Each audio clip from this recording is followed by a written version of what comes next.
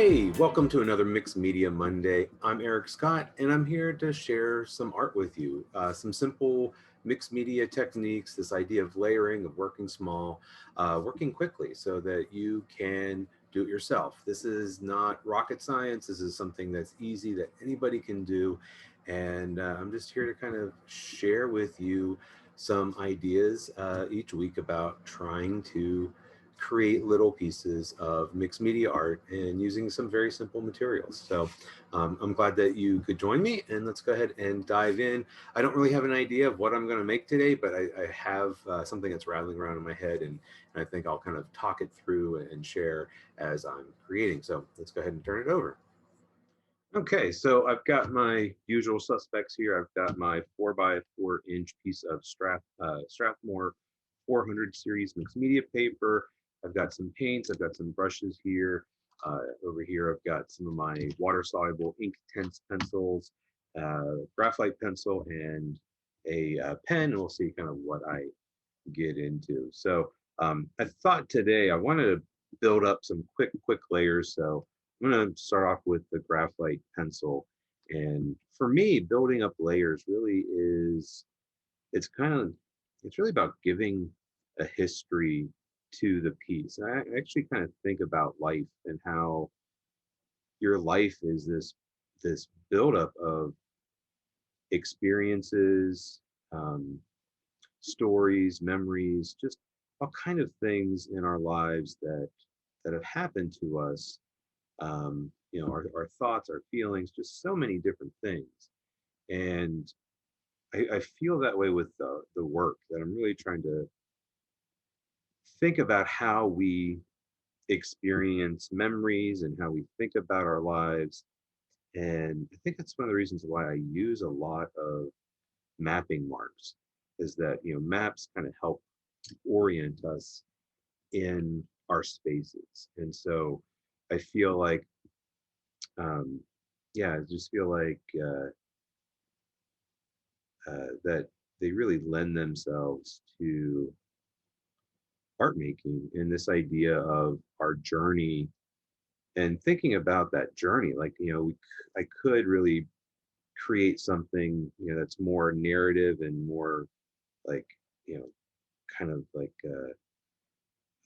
more image based, more representational. But I really like this idea, this slow buildup of techniques and ideas, um, and it gives the piece a history. It gives it a foundation, and some of the stuff gets kind of covered up, and some of it shows through.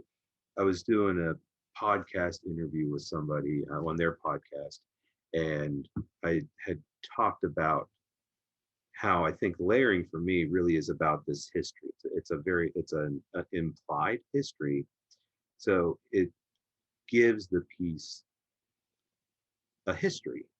I'm not I'm not sitting down and just filling in blank space with an image. I'm creating a background, and then every layer builds up on top of the other. So but I started this piece off with some graphite, and then just turned to my waterproof Faber-Castell Pitt artist pen and drew in the squares and the straight line. And now I'm just going in with this paint, just using kind of a fuchsia color, kind of a pink kind of color, and that relates nicely with the pink ink pen that I used.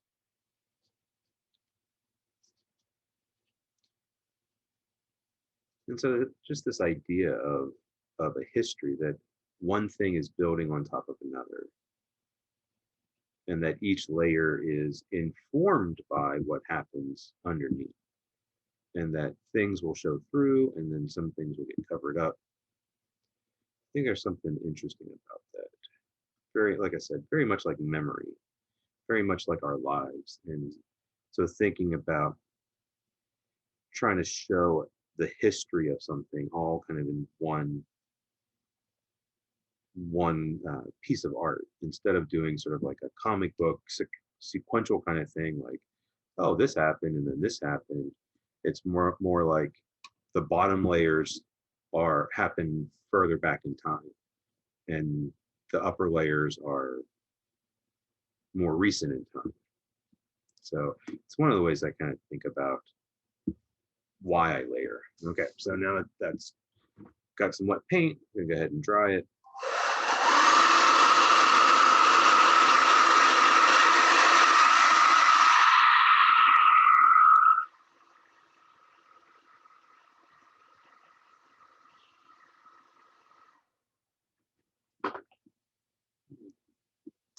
All right, I think I'll use this brush, pick up some of this kind of dark, I think it's called dusky violet or dusky purple or something. It's goes well with this fuchsia color that I'm using.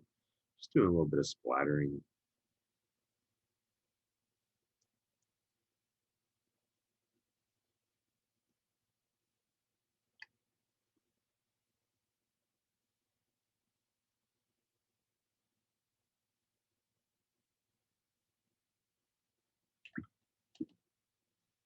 I'm gonna let that sit for a moment.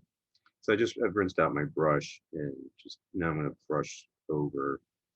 I like doing this because it kind of takes the edge off of some of the darker spots. It just spreads a little bit of that pigment around before it all has time to dry.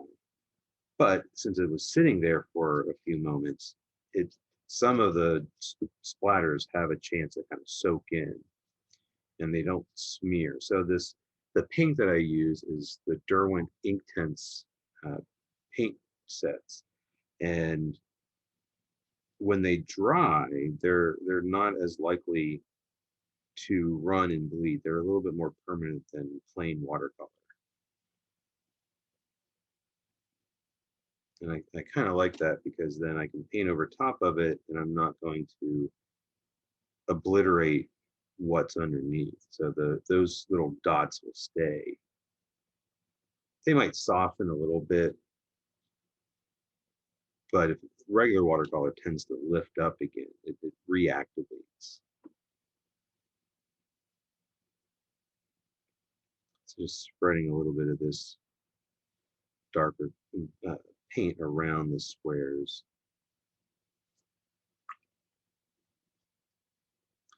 I'm going to bring some over here.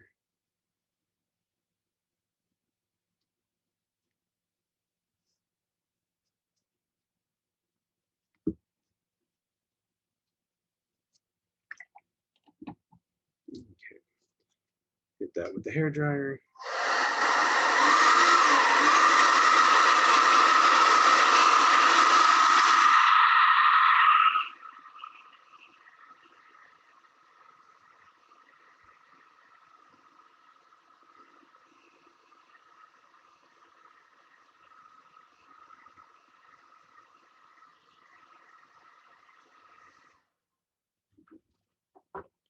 Okay, I'm going to I just have this scrap of a map.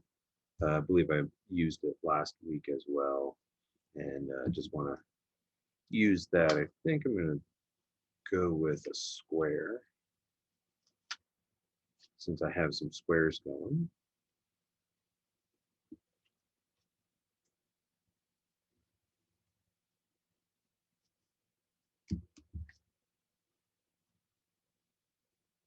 So one of the things that I think about with how I locate things and lay things out, I do use the rule of thirds. If you're not familiar with that, if I divide this space up into thirds horizontally and vertically, that I want like the focal point to be at one of the four places that those lines crisscross.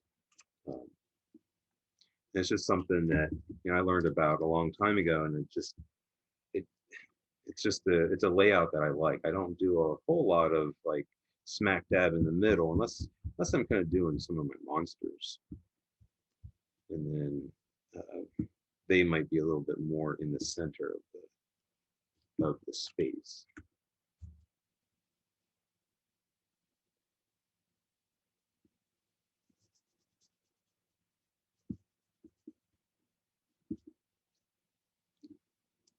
I think I'm going to use this,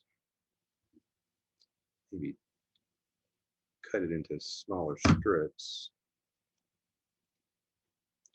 Maybe have one over here.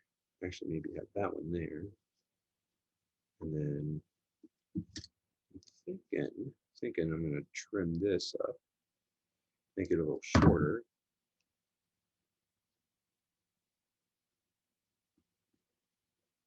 And so now I've got this sort of triangular thing going with the maps, kind of like that.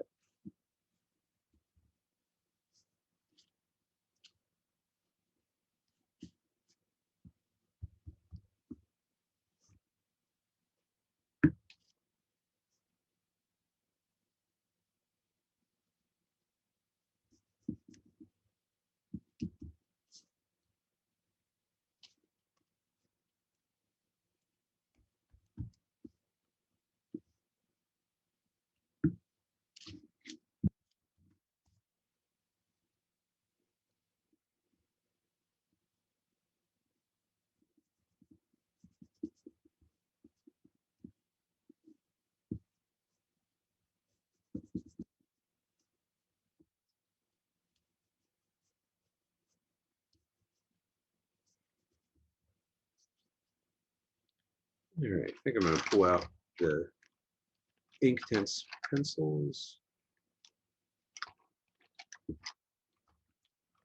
The nice thing is that, these are both made by Derwent. They're both Inktense.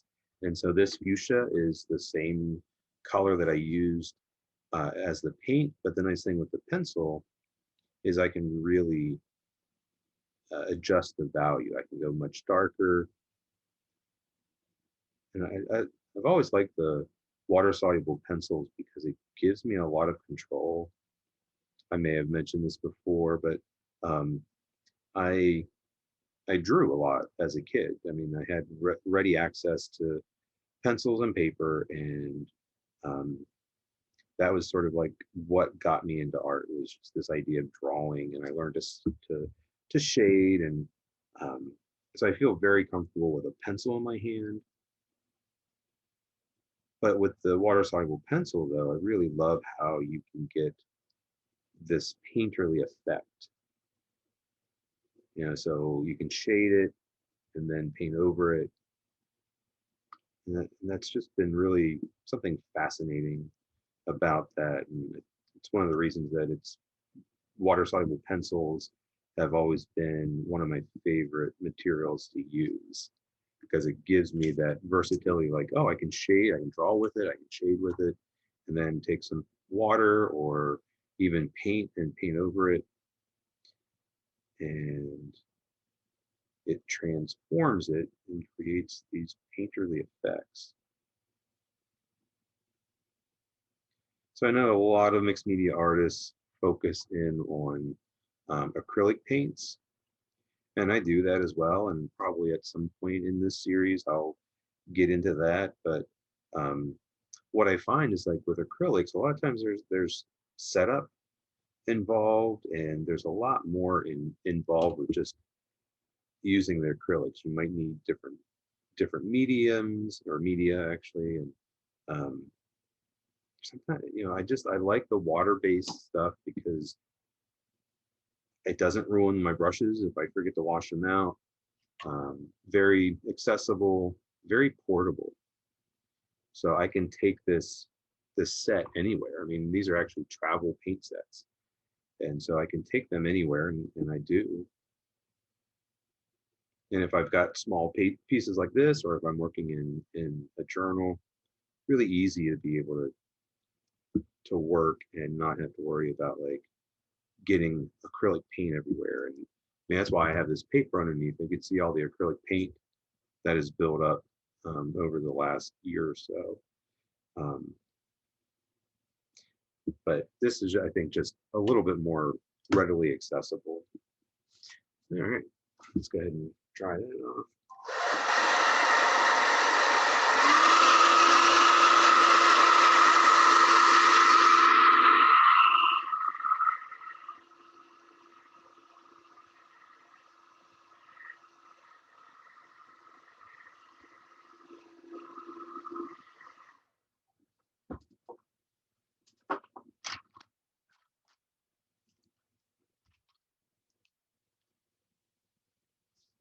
So I've got this, let me go ahead and close up my glue stick while I'm thinking about it.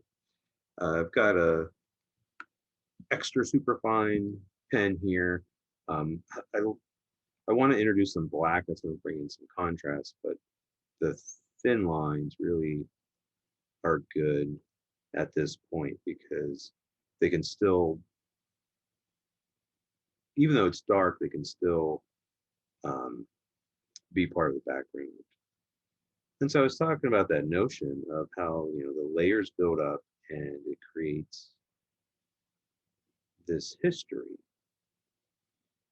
And that that really is kind of the way I think about trying to represent our experiences and how these things are our experiences, our thoughts, our all the things that happen to us, um, really build up and help us become who we are.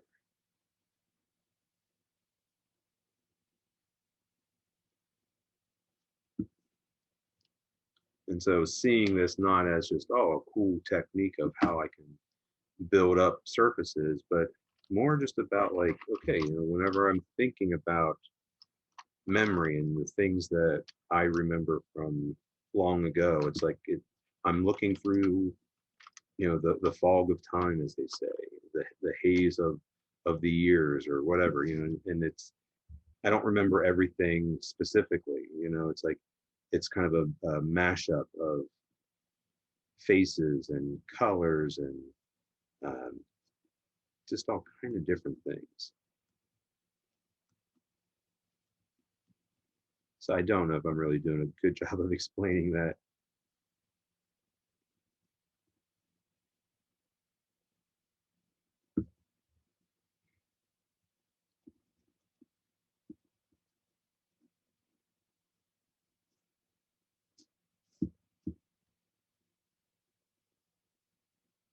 But it's like I'm doing these things for a purpose. It's like I'm building up these layers. Yeah, I think visually they're interesting and I can create all these rich layers. But then um, also thinking about it as more of like a metaphorical kind of approach, kind of thinking about what do I want my artwork to be about? Why do I do these things? Why am I drawn to certain techniques and certain materials? Why am I drawn to map-like images? And so I've really been thinking a lot about story and about the stories that we tell with our art. And oftentimes we're telling a story that we're not aware of, and especially when we first start getting into a technique or a way of working that we're really trying to discover something. At least I know I am. And so I might do something because like, oh, I like that effect. But then I think it's the job of the artist to be like, well, what am I trying to say with my art? And if it's just about like a cool technique, that's pretty cool. And it's like I want people to look at my art and go, wow, that's a really interesting piece with the bright colors or the way it's structured, or I just really it really captures me and I want to look at it. But I think it's got to be deeper than just like eye catching. It's like I want to convey something. I want to, I guess, tell some kind of story with my art.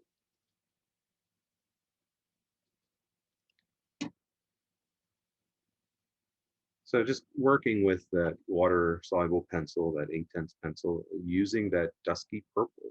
So again, it was a colored pen or water soluble pencil, but I also have it as the paint. And so this is allowing me to really get a darker value. And I actually did it into the map. So I want to tint this map a little bit. I don't want it to be pure white.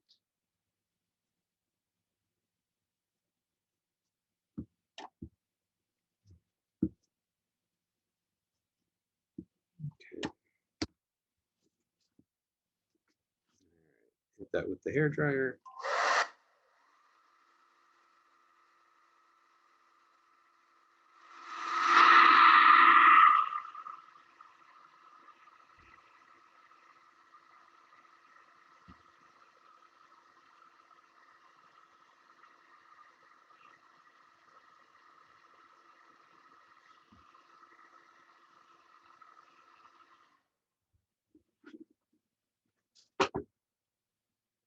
Okay.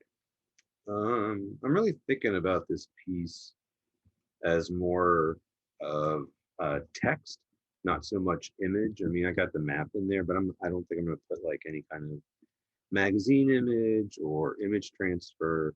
I keep coming back to this notion of story. And so I think I want this to be about story, at least, have a little bit of writing. I'm not going to write a story on there, but I actually think I want to do the word story in here in this square. So that's kind of why I wanted to take a little bit of the white away.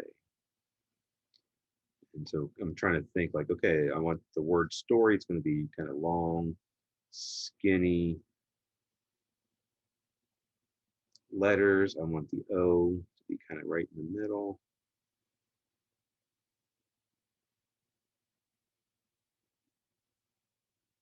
And that Y has to be squeezed in. Okay, so you can see it, but I really wanted to stand out. So I could get a thicker pen, but I find sometimes with a thicker pen, I don't have as much control. So I can still get a thicker line using a thinner pen. But what I like about this is that then the lines aren't super even. They're a little bit wonky. And I kind of like that.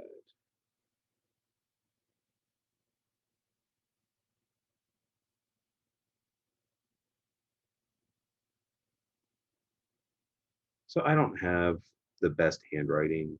I definitely am not an awesome hand letterer. There are some folks that just do amazing lettering and calligraphy and all this stuff, and that's not me. But I really embrace my handwriting, and this is the way I do that. I write it first, and then I go back and I can thicken each letter, make it stand out.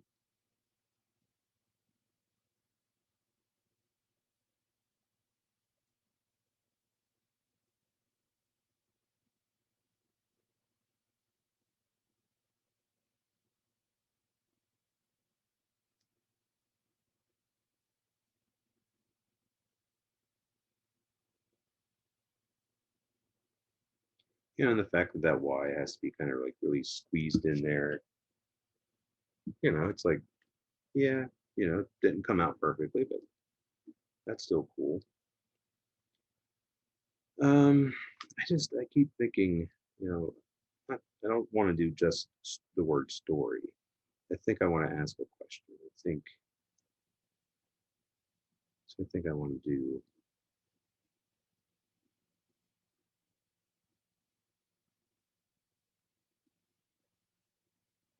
so what's my story? Maybe a question mark down here.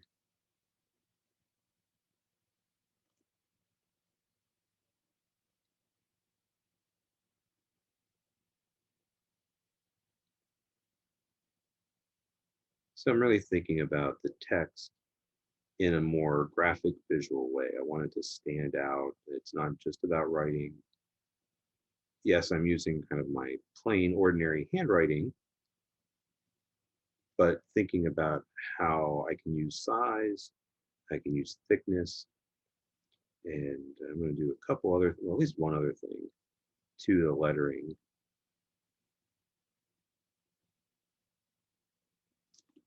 at least some of it.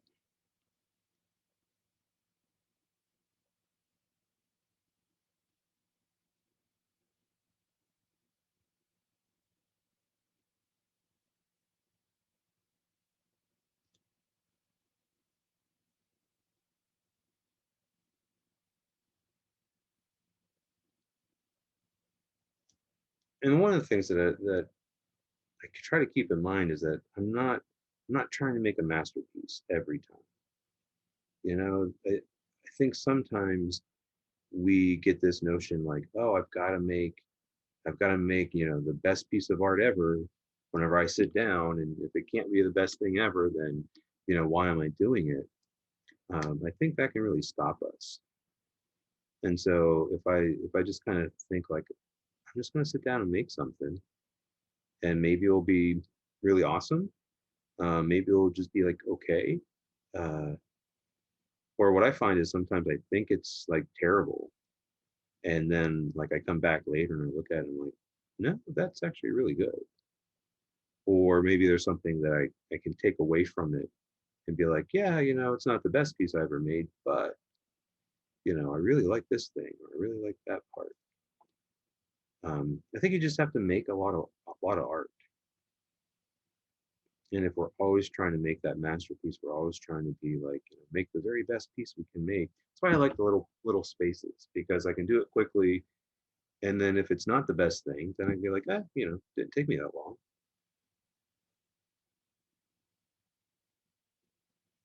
But it gives me ideas that then I can carry into larger works of art. But you know, I think the reason we make art is because we're fascinated with the visual and how, like, you know, we're trying to share something, we're trying to show something. That's why we do it visually. And what is that? What are we trying to share with other people? I think that's why we make art. And I know some folks will be like, oh no, I make art just for myself, I don't really share it. And it's like, but I bet there's, you probably wish you did. All right, so I grabbed my white gel pen, just make sure it's going to work. This is going to help. I mean, that really stands out, but I want to really make it stand out. So let's start with the word story. But yeah, I think if you really thought about it, you might be like, yeah, I really want to share with folks. I think sometimes, you know, we really want that. Like we make stuff because like, oh, there's something inside me. I need to get it out, and I really want to share it with people, but you know, we're afraid to, and so that fear keeps us from sharing our art because you know, it's like, what if somebody doesn't like it, or what if people think it's stupid?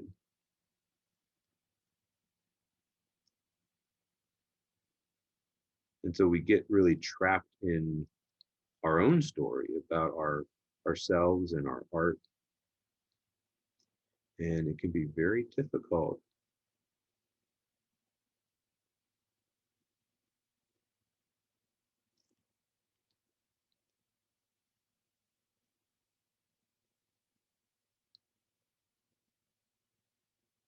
But you know, I am a firm believer that we make art to share,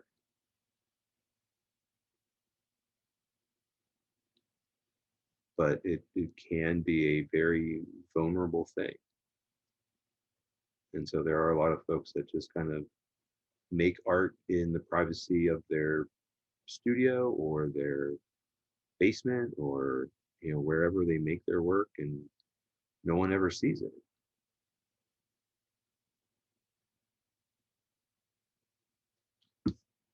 Okay, so that really kind of helps that pop out. Um, I don't think I'm going to do that around the what's my and the question mark. I think that's just going to be a little bit too small, but I think I am going to maybe feel right. Okay.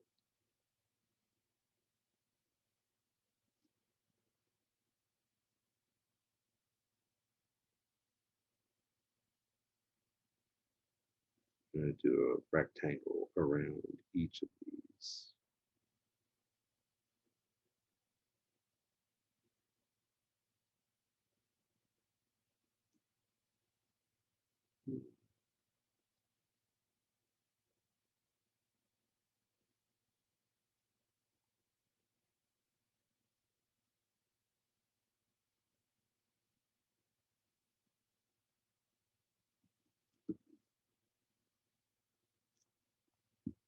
Okay, so we've got some kind of darker values, and I want to use more of this white.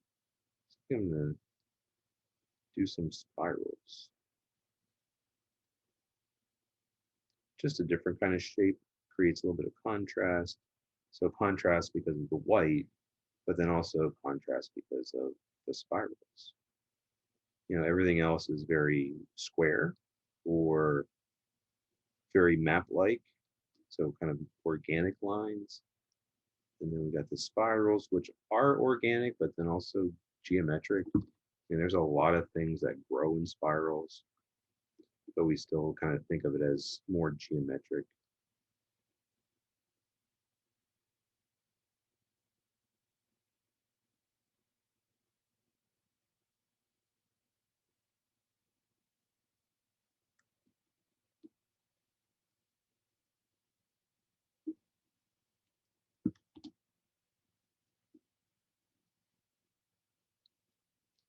I think what I'll do is kind of do 3 clumpings.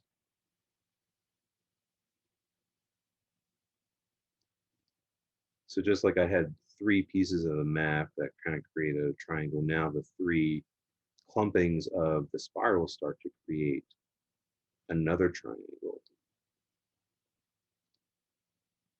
And I like the number 3. I think I may have mentioned this before, that I do lots of things in 3. So even what's my story is 3 words, but this creates a 4th one. But maybe this can be read as a single kind of unit. Again, create some kind of triangular thing going on there.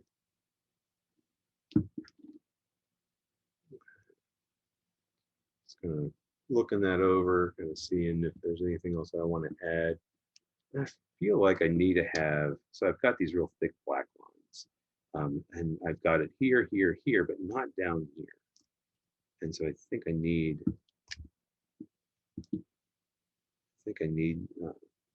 something else.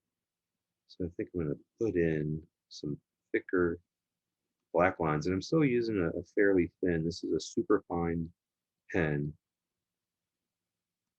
And again, it gives me a little bit more control, but also it makes my lines wonky, and I embrace that kind of wonkiness.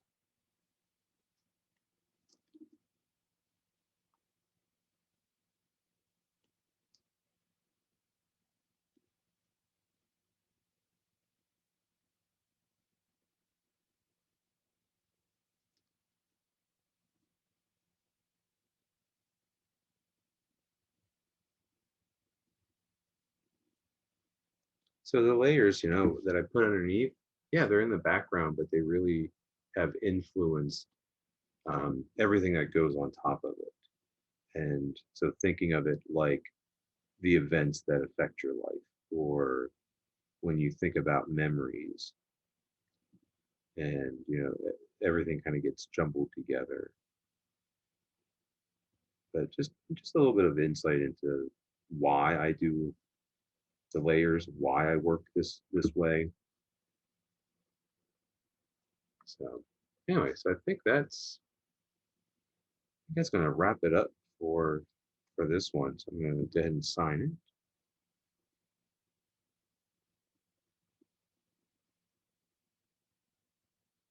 it, and we'll call that one done. So I think a lot of times with our art, we are drawn to certain materials, certain images, and we might not know why. And I know just from working and creating a lot of work that you start to figure out why. And I think it's important that we do.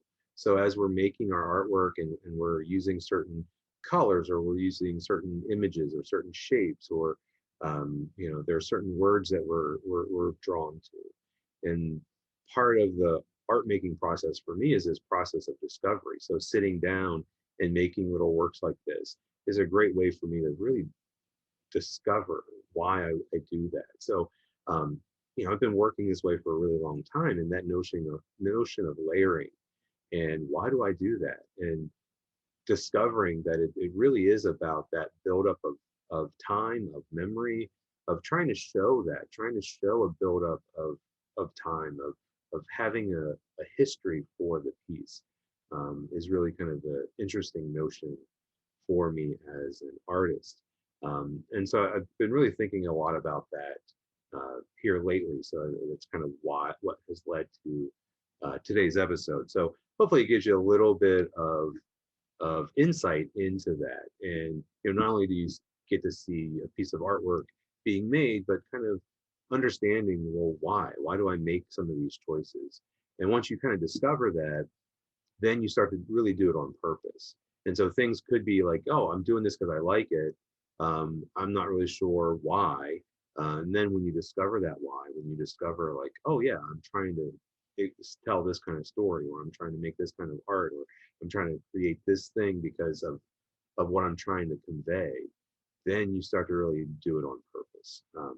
So anyway, just kind of another look at a different piece, this time using a lot of the same materials, but using some text and kind of giving some insight about some of the choices and why I do some of the things that I do. So I hope you enjoyed this episode. And if you don't subscribe, please click that subscribe button. If you don't follow me on social media, check me out on social media. Um, I got a lot of stuff going on, and I'm always excited. I know sometimes I don't look excited, and I'm not like hyped up all the time, but um, I'm always excited to share and always willing to share ideas and things. And I do that here. I do that on social media. I do that other places as well. So thank you so much for joining me once again, and hopefully you enjoyed it and got something out of it. And as always, happy creating.